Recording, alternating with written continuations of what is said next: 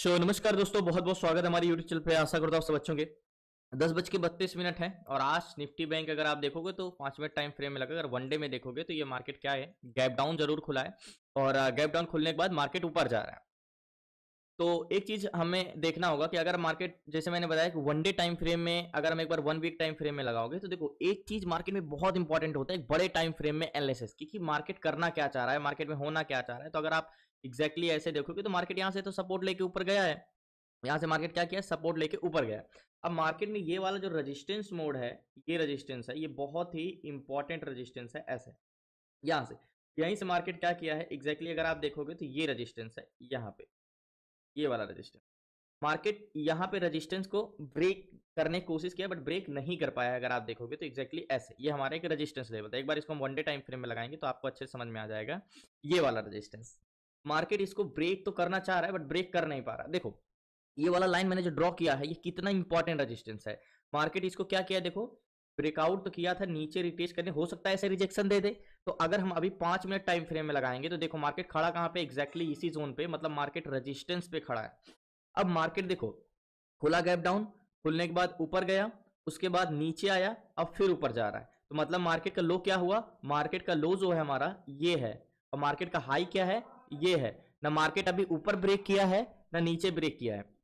अब अगर मार्केट में ये वाला सपोर्ट जोन जो है मार्केट के बहुत इंपॉर्टेंट जोन है, मतलब ये वाला जो सपोर्ट है, ये रेजिस्टेंस था, अब ब्रेक कर देगा तो सपोर्ट बन जाएगा। एक दो बार मार्केट ब्रेक करने की कोशिश किया था, यहाँ पे देखो ब्रेकआउट दिया था लेकिन मार्केट ऊपर ज्यादा नहीं जा पाया था, फिर नीचे आ गया, फिर कंसोलिडेशन ही कर रहा है। मतलब अगर इसको ब्रेक किया तो अच्छा मूवमेंट आ सकता है। इसलिए ये बड़े टाइम फ्रेम में जानना बहुत जरूरी होता है मार्केट। और यहाँ से फॉल किया तो फिर मार्केट बहुत नीचे आ जाएगा।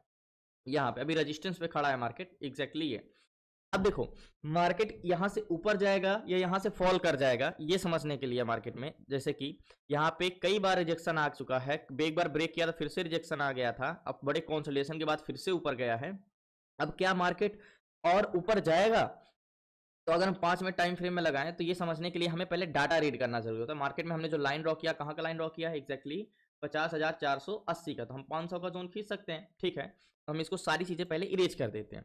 देखो पूरा मार्केट में पहली बात, मेन चीज जो समझना होता है वो डायरेक्शन। मार्केट कहाँ जाएगा, आज अगर देखो तो दोनों साइड, पहले ऊपर गया फिर नीचे आया फिर ऊपर जा रहा है, मतलब मार्केट बोथ साइड मूवमेंट किया है। तो पहले हमें यह पता करना है कि मार्केट ऊपर जाएगा या यहां से मार्केट नीचे जाएगा, ठीक है। ये मेन चीज होता है। उसके बाद जो इंपॉर्टेंट होता है स्ट्रेंथ पहचानना मार्केट की, कि अगर ऊपर जाएगा तो कितना तेजी से ऊपर जा सकता है और नीचे आएगा तो कितना तेजी से नीचे आ सकता है, मतलब तेजी मतलब कितना दूर तक ट्रेवल कर सकता है, मतलब मार्केट की स्ट्रेंथ क्या है। तो मार्केट की स्ट्रेंथ समझने के लिए हमें दो लोगों को समझना होगा कि दोनों लोगों का मार्केट में माइंडसेट क्या है। अब दो लोग होते कौन से हैं हमारे, सेलर और दूसरे होते हैं हमारे बायर। बायर। अब पहले हमें किसको देखना होगा, पहले हमें सेलर को देखना होगा कि सेलर का मार्केट में सेंटिमेंट क्या है। तो सेलर दो टाइप के होते हैं, पहले होते हैं हमारे कॉल सेलर, कॉल सेलर, और दूसरे होते हैं हमारे पुट सेलर, पुट सेलर। पहले इन दोनों का सेंटिमेंट समझने के बाद ही मार्केट में हम एक व्यू बना सकते हैं। ये मार्केट की स्ट्रेंथ ये नहीं बताते हैं, ये एग्जैक्टली मार्केट में क्या बॉटम मजबूत है या रेजिस्टेंस मजबूत है ये बताते हैं। तो कॉल सेलर मार्केट क्या करते हैं, ऊपर जाने से रोकते हैं, ऊपर जाने से रोकते हैं। पुट सेलर मार्केट में को नीचे जाने से रोकते हैं, यानी पुट सेलर मार्केट में सपोर्ट क्रिएट करते हैं, कॉल सेलर मार्केट में रेजिस्टेंस क्रिएट करते हैं। तो सबसे पहले हमें बैंक निफ्टी लगाना होगा और इन्हीं की मतलब स्ट्रेंथ पहचानना। अगर आप कॉन्ट्रैक्ट देखोगे तो पुट साइड के कॉन्ट्रैक्ट बने हुए हैं निफ्टी बैंक में। तो सबसे पहले हमें पुट सेलर मात्र क्या है मार्केट में, 20,93,957 है और कॉल सेलर है 20,96,334। मतलब अगर आप पीसीआर देखोगे तो इक्वल है, 1 के आसपास है। 20 लाख पुट सेलर है, कॉल सेलर भी 20 लाख है। मतलब मार्केट को ऊपर जाने से रोकने वाले अगर बस के आगे 4 लोग खड़े हैं कि हम आगे नहीं जाने देंगे और 4 लोग खड़े हम नीचे नहीं जाने देंगे, तो मतलब दोनों तरफ की ताकत तो सेम हो गई है। तो मार्केट क्या है, call seller put seller same है, यानी इक्वल पीसीआर। तो एक बार हम कैलकुलेट जरूर करेंगे। तो पुट सेलर क्या है, 20,93,957। तो पुट डिवाइड बाई सी, यानी पुट सेलर डिवाइड बाई सी करेंगे।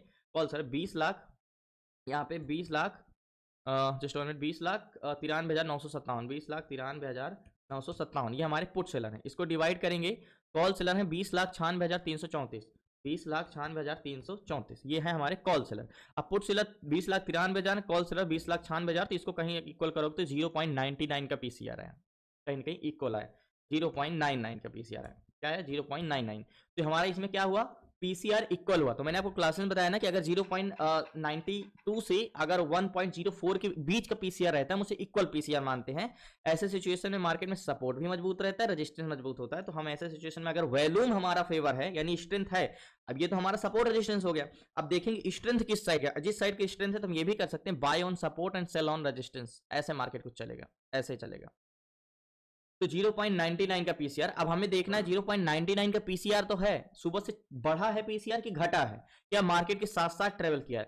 तो एक बार हम चेंज इन पीसीआर भी देख लेते हैं मार्केट में, कि मार्केट में चेंज इन पीसीआर क्या है, मार्केट में क्या कर रहा है। तो अगर आप देखोगे तो मार्केट में जो पीसीआर था 1.07 का था सुबह, क्या था 1.07 का पीसीआर था यहाँ पे, और प्रेजेंट टाइम में अभी देखोगे तो मार्केट में देखो पीसीआर कंटिन्यूअसली इंक्रीज हुआ है और 1 पॉइंट के आसपास का पीसीआर आ गया। अब यहाँ पे 1 पॉइंट का पीसीआर आ गया, यहाँ पे 1 पॉइंट का पीसीआर आया। तो हम अगर ये देखें तो पीसीआर तो कंटिन्यू घटा है, यानी सेलर के इंटेंशन है तो इक्वली, लेकिन सेलर के इंटेंशन कॉल सेलर आज बढ़े हैं। मार्केट यहाँ पे देखो रेड लाइन ऊपर भी गया है, मतलब मार्केट यहाँ पे ऊपर जरूर गया है, लेकिन पीसीआर कंटिन्यू ऐसे ही जा रहा है, ऐसे जा रहा है, तो मतलब कहीं ना कहीं पीसीआर नेगेटिव ही है। अब यहाँ पे हमें ट्रेड लेने के लिए हमने ये तो समझ लिया ओवरऑल 1 का पीसीआर है यानी इक्वल है। हमें ट्रेड लेने के लिए हमें एक ऐड द मनी का जोन खींचना होगा, जैसे ये वाला जोन हो गया 500 का जोन, ठीक है, ये एक राउंड फिगर जोन हो गया हमारा, ये 500 का जोन, ये बहुत इंपॉर्टेंट जोन है। अब ये हमारा एज एक बस स्टॉप है और मार्केट हमारा एक बस है। अब हमें ये पता करना कि ऐड द मनी में क्या है, 500 का वैसे भी बहुत राउंड फिगर जोन होता है, तो 500 के जोन पे मार्केट में सेलर कितने ज्यादा प्रतिरोधक हैं यही समझना है। हमने ओवरऑल तो सेलर को देख लिया, कुछ खास नहीं है, दोनों साइड इक्वल है। एंड 53,500 पे कॉल सेलर है, 89,234 ये हमारे कॉल सेलर हैं, और इनका काम क्या है, रेजिस्टेंस क्रिएट करना, यानी मार्केट को ऊपर जाने से रोकना, 89,234। एंड पुट सेलर जो है 90,457 है। तो यहाँ पे अगर देखोगे तो बहुत ज्यादा प्रतिरोधक है नहीं मार्केट में, यहाँ पे पुट सेलर 90,000 है, कॉल सेलर 89,000 है, तो 1,000 पुट सेलर यहाँ पे ज्यादा ही है, मतलब मार्केट पे यहाँ पे सपोर्ट कहीं ना कहीं थोड़ा बहुत ज्यादा ही है। अब बात करते हैं एट द मनी में वॉल्यूम, तो 52,500 पे वॉल्यूम देखोगे तो कॉल साइड का वॉल्यूम है 3,02,295, ये पैसेंजर हैं जो इस बस स्टॉप पे बैठे हैं, एग्जैक्टली ये पैसेंजर जो कि 3,02,000 है। और यहाँ पे पुट साइड का जो पैसेंजर है, पुट साइड का जो वॉल्यूम है वो 3,33,018 है। तो अगर एट द मनी में वॉल्यूम की बात करें तो किस साइड का वॉल्यूम ज्यादा है, पुट साइड का कि कॉल साइड का। तो यहाँ पे देखोगे तो पुट साइड का वॉल्यूम ज्यादा है comparison to call buyer. Put buyer 3,33,000 है एंड कॉल बायर 3,02,000 है यहाँ पे, तो 31,000 पुट बायर ज्यादा है। अब हमें यहां से स्ट्रेंथ नहीं पता चलेगी। अब यहाँ पे आप बोलोगे ठीक है सपोर्ट तो मजबूत है, पैसेंजर तो नीचे जाने के लिए बैठे हैं, तो मार्केट तो यहाँ से नीचे जाना चाहिए। अभी हमने चेंजेस नहीं पकड़ा, अभी हमने चेंज क्या पता स्टार्टिंग में यहाँ पे वॉल्यूम 3,50,000 रहे हो, पुट साइड का 3 लाख रहा हो, और पुट साइड का वॉल्यूम घट रहे हो कंटिन्यू, लेकिन प्रेजेंट टाइम में अगर देखो तो यहाँ पे पुट साइड का वॉल्यूम 3,33,000 है। ओके अब हमें स्ट्रेंथ पहचानने के लिए एक बार ओवरऑल सीपीआर देखना होगा कि मार्केट में ओवरऑल वॉल्यूम किस साइड का है, यानी पूरे बस में पैसेंजर, ये तो हमने देखा कि इस बस स्टॉप पे इतने पैसेंजर चढ़े हैं, ओवरऑल बस में किस साइड के पैसेंजर बैठे हैं। तो ओवरऑल वॉल्यूम जो है 32 लाख कॉल साइड का है, 32,60,000, 30 लाख पुट साइड का है। तो अगर आप देखोगे 32 माइनस 30 तो आप इक्वल करोगे तो सॉरी जस्ट 1 मिनट, 32 है ओके, 32 माइनस 30 अब इक्वल करोगे 2 लाख, मतलब अगर देखोगे तो ओवरऑल वॉल्यूम प्लस 2 लाख है कॉल साइड का, ठीक है। एट द मनी में भले पीसीआर है तो मार्केट 500 के जोन पे ब्रेकआउट दे रहा है, रिटेज कर रहा है, एक inverted head and shoulder pattern भी बना रहा है, एग्जैक्टली ऐसे करोगे ये। तो यहाँ पे मार्केट में कहीं ना कहीं देखोगे तो ओवरऑल वॉल्यूम कॉल साइड का है यहाँ पे। और एक चीज और देखेंगे, हम एक बार एचडीएफसी बैंक को देखें, मार्केट किससे चलता है, एक बार इंडिया विक्स अगर देखोगे तो इंडिया विक्स क्या घट रहा है या बढ़ रहा है, तो इंडिया विक्स अभी भी स्टार्टिंग में तो बढ़ा था लेकिन अभी इंडिया विक्स घट रहा है, ग्लोबल इंडेक्स 5 में से 3 नेगेटिव है। मेन चीज होता है देखो जीओसी, लास्ट तक बने रहिए। तो फाइनली पहले मैं इस पर छोटा सा ट्रेड ले लेता हूं, ज्यादा मार्केट का बड़ा टारगेट तो नहीं, ये 598 का टारगेट रहेगा, बहुत बड़ा टारगेट नहीं रहेगा, क्योंकि मार्केट दो कंफर्मेशन दी। देखो मार्केट में ओवरऑल वॉल्यूम कॉल साइड का है और मार्केट में 500 के जोन पे कॉल सेलर की संख्या कुछ खास है नहीं, तो मार्केट में बहुत ज्यादा स्ट्रेंथ तो नहीं है, बट मार्केट यहां से थोड़ा सा ऊपर जरूर जाएगा, तो मेरा ये वाला टारगेट आराम से मिल सकता है। तो लास्ट तक बने रही, मैं इसमें छोटा सा ट्रेड लेता हूं, बहुत बड़े टारगेट बहुत बड़ी स्ट्रेंथ नहीं है मार्केट में, और आगे इसका मैं और भी वजह बताता हूँ। तो फाइनली निफ्टी बैंक में 53,500 पे लिया है ट्रेड, 3 लॉट लिया है, और यहाँ की मांग हमारी एग्जैक्टली 802 की, और अभी 700-800 चल रहा है, 701 चल रहा है। और टारगेट की बात करें तो टारगेट बहुत बड़ा नहीं, एग्जैक्टली ये वाला टारगेट रहेगा, मात्र ये वाला टारगेट रहेगा यहाँ का। अब मैं इसके पीछे की वजह भी बताता हूँ। मैंने कॉल साइड का ट्रेड जो लिया है ओवरऑल वॉल्यूम मार्केट में, मार्केट लो कहां तक आ सकता है, मार्केट एग्जैक्टली लो यहां तक आ सकता है। ये एज हमारा एक रिस्क होगा कि मार्केट यहां तक जाएगा तो हम निकल जाएंगे, इसके नीचे जाता है। टारगेट पॉइंट हमारा ये वाला है। अब देखो मार्केट में ओवरऑल वॉल्यूम कॉल साइड का है और सबसे बड़ी वजह है कि 500 का अगर राउंड फिगर जोन होता है 500 और 1000 का, और 500 पे मार्केट में कॉल सेलर भर भर के होने चाहिए, जो कि कॉल सेलर मार्केट में नहीं है, मात्र 89,000 है, और पुट सेलर 90,000 है तो इक्वली, लेकिन बहुत होने चाहिए, कॉल सेलर की संख्या ज्यादा होना चाहिए कंपेरिजन टू पुट सेलर। अब देखो दूसरी चीज, इंडिया विक्स गिर रहा है, स्टार्टिंग में जरूर बढ़ा था 2%, लेकिन अभी इंडिया विक्स गिर रहा है। अब हम जियोसी टेक्नोलॉजी पे जाते हैं, देखो लास्ट तक बने रहिए, बताता हूं मैं आपको। जियोसी टेक्नोलॉजी पे मार्केट इंडेक्स को कंपोनेंट चलाते हैं, तो अगर हम देखेंगे तो दो बैंक मोस्ट इंपॉर्टेंट है मार्केट को चलाने के लिए। 12 बैंक से मिलकर निफ्टी बैंक चलता है, जिसमें से 8 भले नेगेटिव लेकिन 4 पॉजिटिव, लेकिन मेन बैंक जो है 2 है। 560 500 चल रहा है। मेन चीज जो है एचडीएफसी बैंक, तो एचडीएफसी बैंक जो खुद के अकेले पे मार्केट को पूरा चला सकता है, तो हम एक बार एचडीएफसी बैंक को जरूर देखेंगे कि एचडीएफसी बैंक में, वैसे मैंने देख रखा है बट एक बार आपको मैं दिखाता हूं। देखो एचडीएफसी बैंक कॉन्ट्रैक्ट ग्रीन है पूरा कॉल साइड का, 39,000 कॉल साइड का वैल्यूम, 30,000, 65,000 एंड, मतलब एचडीएफसी बैंक फुल बुलिश है। और एचडीएफसी बैंक पे इतनी क्षमता है कि वो अकेले निफ्टी बैंक को चला सकता है। टोटल 12 बैंक में से 11 बैंक नेगेटिव हो, लेकिन खाली एचडीएफसी बैंक पॉजिटिव हो, तो अकेले मार्केट को ट्रेवल करा सकता है। तो एचडीएफसी बैंक में स्ट्रेंथ तो बुलिश है, बट पीसीआर बढ़ा तो मार्केट ऊपर चला जाएगा। अभी ये 551 चल रहा है, मैं यहाँ पे निकल जाऊंगा एग्जैक्टली ये वाले जोन पे, यहाँ पे 90 पे। तो मैंने क्या बोला, एचडीएफसी बैंक निफ्टी बैंक को ऊपर के लेके जा रहा है। भले आईसीआई बैंक भी है इंपॉर्टेंट, अगर आईसीआई बैंक भी ऊपर होता ना तो मार्केट अच्छा खासा ऊपर जाता, बट आईसीआई बैंक शायद निगेटिव है। 11,000, 13,000, 31,000, 21,000, तो आईसीआई बैंक एक्चुअली में मार्केट में स्ट्रेंथ नीचे नहीं है। आईसीआई बैंक मैंने आपको क्लास में बताया ना, स्टॉक ऑप्शन चेन जब तक आप नहीं समझते हो, आप इंडेक्स ऑप्शन चेन नहीं समझ सकते हो। तो आईसीआई बैंक की अगर मैं बात करूं तो उसका स्ट्रेंथ बुलिश है, लेकिन सेलर उसको दबा के नीचे ले जा रहे हैं, इसलिए वो मार्केट नीचे ले जा रहा है। एक बार हम आईसीआई बैंक को यहाँ पे भी देख लेते हैं। आईसीआई बैंक यहाँ पे एग्जैक्टली ये सेलर दबा रहा है। देखो आपको ये नहीं लग रहा है, देखो रेड लाइन बार बार ऊपर जाने की कोशिश कर रहा है, बार बार ऊपर जाने की कोशिश कर रहा है, लेकिन ब्लू लाइन नीचे दबा रहा है मार्केट को, मतलब सेलर नीचे को दबा रहे हैं। तो सेलर मार्केट को रोक सकते हैं, नीचे ले नहीं जा सकते हैं। तो एक्चुअली में मार्केट जाना ऊपर चाह रहा है। मैं आपको ये बताऊं कि आईसीआई बैंक दौड़ना चाह रहा है, भागना चाह रहा है, बट उसके पैर बंधे हुए, तो पैर बंधे हैं तो इसका मतलब उसको रोक सकते हैं बस। हल्का सा भी मार्केट में सेलर मतलब घटे, टारगेट डन हुआ, मैं पोजीशन स्क्वायर ऑफ करता हूं, लास्ट तक बने रहिए।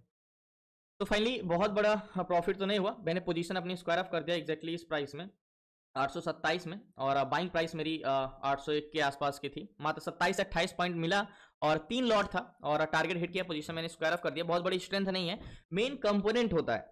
बहुत इजी ट्रेड था, बहुत सिंपली ट्रेड लिया, दो कंफर्मेशन मिला। पहला एक inverted hand and shoulder pattern भी हमें मिल गया था यहाँ पे बॉटम पे, एग्जैक्टली ये इन्वर्टेड हैंड शोल्डर पैटर्न मिला और ब्रेकआउट हुआ और टारगेट दिया।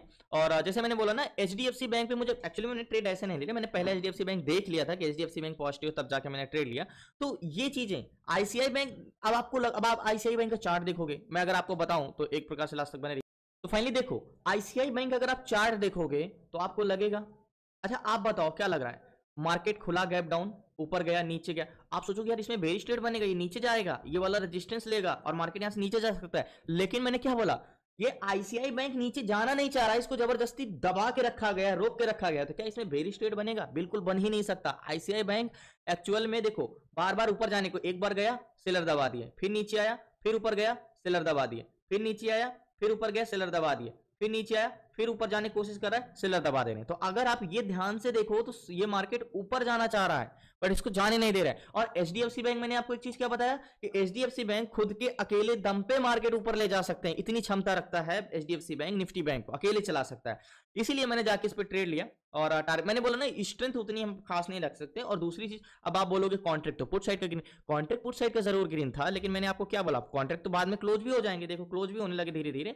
और मैंने आपको एक चीज बताया, बहुत बड़ी स्ट्रेंथ भी नहीं है, वैसे भी देखो कॉन्ट्रैक्ट कॉल साइड के भी ग्रीन होने लगे, 35 लाख हो गए और 30 लाख हो गए। तो जो हमारा याद होगा सीपीआर 2 था, अभी अगर आप बात करोगे तो कॉल बायर है 35 लाख, कॉल बायर है 35 लाख, माइनस करेंगे पुट बायर कितने हैं 32 लाख, 32 लाख। तो जो सीपीआर हमारा भी 3 हो गया, मतलब देखते देखते 1 लाख यहाँ पे कॉल बायर ऐड हो गए। तो मैं ये नहीं कहता कि मार्केट में बहुत बड़ी स्ट्रेंथ है, बट ये जरूर है कि मार्केट में यहां से बुलिश जाना तय था। और सबसे इंपॉर्टेंट चीज ट्रेड लेने पे मैंने क्यों तुरंत ट्रेड लिया कि 500 का जोन है और यहाँ पे कॉल सेलर को भर भर के होना चाहिए था, मतलब मार्केट को ऊपर जाने नहीं देना चाहिए था। बट कॉल सेलर यहाँ पे इंटरेस्टेड है ही नहीं है, क्योंकि उन्हें लगता है सेलर के जो प्रिडिक्शन होता है कंपेरिजन टू बायर वो बहुत एडवांस लेवल में होता है।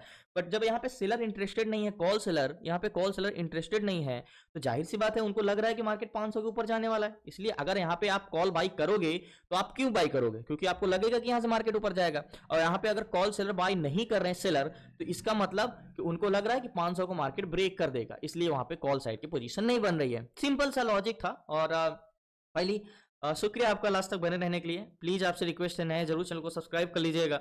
और बहुत सारी चीजें जब आप कंटिन्यू करते रहे, तो ट्रेडिंग ऐसा चीज है एक्चुअली में, मार्केट हमें स्टार्टिंग में जब हम आते हैं तो हमें लगता है कि हमें सब नॉलेज हो गया, हमें सब पता है। बट एक्चुअल में आप 5 साल बाद जाओगे तो अब आपको फील होता है कि हमें उस टाइम पे तो कुछ पता ही नहीं था। 5 साल नहीं, 1 साल बाद अगर क्वेश्चन होता है, क्योंकि इसका कोई चैप्टर नहीं है, उसका कोई वो नहीं है कि हमें कि हमने सारी चैप्टर कंप्लीट कर लिया अब हम नॉलेजेबल हो गए, ऐसा नहीं है। एक्चुअली में हमें पता इसलिए होता है क्योंकि हमें पता ही नहीं होता कि हमें क्या क्या पता होना चाहिए। और बहुत सारी चीज़ें देखो, थ्योरिकल बताना बहुत आसान होता है, लेकिन जब कोई प्रैक्टिकली करता है तो उसमें थ्योरिकली और प्रैक्टिकली में बहुत ज़्यादा डिफरेंस होता है। सिर्फ यूट्यूब पे आके और सिर्फ प्रॉफिट दिखा के और ये बता के कि हाँ मैंने 2 लाख से ट्रेड किया। और मैं आपको एक सीरियसली बात बताता हूँ कि अगर आप ऑप्शन और बैंक निफ्टी में ट्रेड करते हो, अगर आपको क्वेश्चनसी चाहिए तो आप 3-4 लॉट 5 लॉट से ही क्वेश्चनसी बना सकते हो। आप सोचो 2 लाख से मैं इंट्राडे ट्रेड करूँ, रोज का 10,000 12,000 निकालूं, 15,000 निकालूं, तो ये पॉसिबल नहीं है। अब मेरे पॉइंट ऑफ व्यू से मैं बता रहा हूँ, मेरे एक्सपीरियंस से बता रहा हूँ, इसलिए मेरे पॉइंट ऑफ व्यू से बताओ तो मैं कहूँगा कि अगर आप कॉन्स्टेंसी चाहते हो तो मिनिमम 2-3 लॉट 4 लॉट से कर सकते हो। ऑप्शन ट्रेड करना बड़े फंड से सही नहीं होता है।